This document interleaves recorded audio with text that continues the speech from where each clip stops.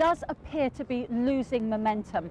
And if anything right now, it looks as though the pro-Gaddafi forces have the upper hand. Libya relies heavily on imports, and food distribution is becoming a serious problem. As Tim Friend reports, Gaddafi's forces have been accused of withholding food from rebel-held areas. Not guns or missiles, but food. And in a protracted conflict in Libya, it could determine the outcome more crucially than any conventional weapon. Here in rebel-held AlJazeera, the baker, Agu Fakri, reveals that the use of food as a weapon by Gaddafi supporters has already begun. Obviously, there is no stock of flour left. We had a small quantity coming from Tripoli, but it was taken back. We saw it on TV being brought as far as Sirte. We saw that the leader said the flour could come to the east, and then the flour was turned back by those highway bandits of his. The World Food Programme is calling for urgent and safe access to Libya after a ship carrying vital food aid was unable to dock at the port city of Benghazi on the Mediterranean coast due to security concerns.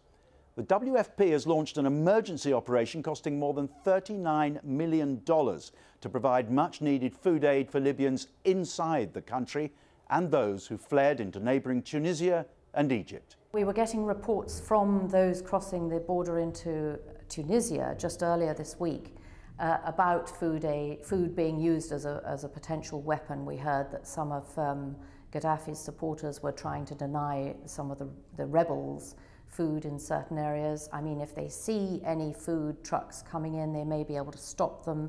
And this is the last thing we want to see, of course, because food should be available to everybody.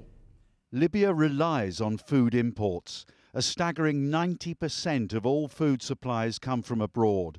Many foreign workers are employed in farming and food production, but with migrants fleeing in their thousands, food supplies are suffering. But it's not only food. In 2000, more than a quarter of the population did not have access to safe drinking water. Global food prices have already reached new highs this year and could suffer the impact of further oil price spikes amid turmoil in Libya and the Middle East. Skyrocketing food prices were among the triggers for protests in Egypt and Tunisia. And once again, they're playing a central role in revolution. Tim Friend, Al Jazeera. Now to Egypt, where several people have been injured after protesters fought with police in the country's second biggest city of Alexandria. This amateur video is said to show protesters ransacking the headquarters of the state security agency. They say police were trying to destroy documents linked to past abuses. Witnesses say the security forces opened fire on the demonstrators. And in Cairo's Tahrir Square, thousands of protesters welcomed newly appointed Prime Minister Essam Sharaf. He joined the crowd, which swelled after Friday prayers. Sharaf promised he'd stay committed to their goals. I'm here because I get my legitimacy from you. I will exert all my efforts to respond to your demands, and if I fail, I will join you. Hundreds of protesters rallied across Oman on Friday, demanding political reform and better working conditions. Rival demonstrations also took place in support of Oman's ruler, Sultan Qaboos bin Said.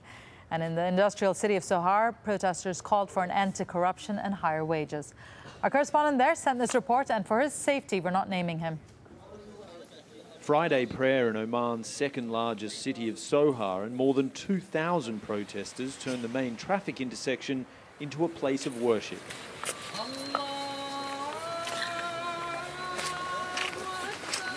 The anti-government sentiment here in Oman differs from the rest of the region's turmoil in two key ways. There's been much less violence and much more love for their leader. We are making this to support the Sultan, not to face the Sultan. This is another thing. We are just facing the corruption here. Sultan Qaboos Al Said brought peace to Oman soon after taking power in a palace coup 41 years ago. He also delivered paved roads, a public health system and more women's rights than other Gulf countries. But like the rest of the Arab world, Omanis now yearn for more. Military helicopters buzz over the crowd, but there hasn't been a repeat of last week's violence, where at least one protester was killed by riot police, while a shopping centre, police station and government building were all torched. These protesters say they denounce acts of violence, but hope a calm, peaceful plea will be heard by their beloved leader. If he did know, he will change, we are sure. How long do you plan to stay here for? Until all our demands will be achieved. The role of the military is key here now, respected by the people much more than the police, but they have very little experience in dealing with civil unrest, leaving the days ahead filled with uncertainty. The U.S. Secretary of State Hillary Clinton has condemned the killing of at least 6 female protesters in Côte d'Ivoire. They were taking part in a rally calling for President Laurent Gbagbo to accept November's election results and step down. Imran Khan reports. Dancing, singing, the message is clear. Gbagbo must go. It's a light-hearted demonstration. The women use leaves to symbolically brush away his regime. Then this.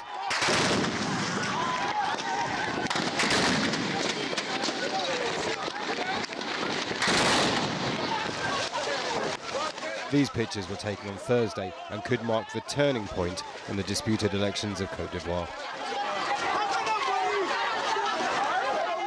6 women were murdered. You can clearly see camouflage vehicles drive through the crowd.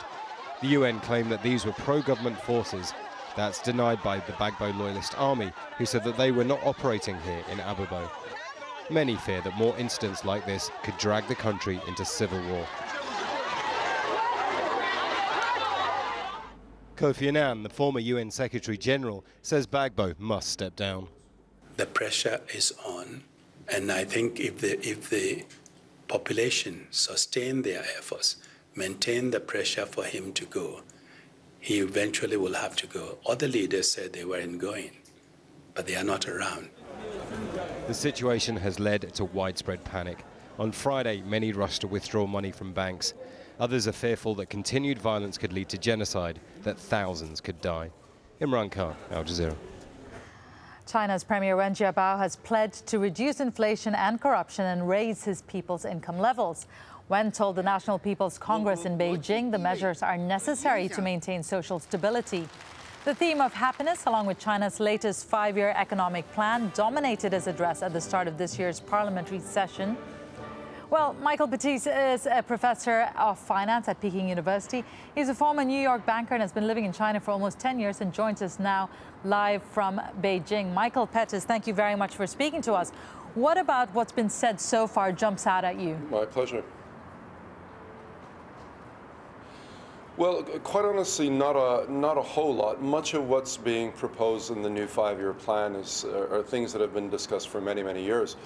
From an economist's point of view, the most important thing they need to get right is the rebalancing, and that is to increase the household consumption share of GDP, which is at astonishingly low levels. They've been talking about that for 5 years, and it's gone in the wrong direction. Which indicates how difficult that's going to be. I think there is a growing awareness of how difficult it's going to be. Wen Jiabao had said that there is going to be another 5 years of robust growth.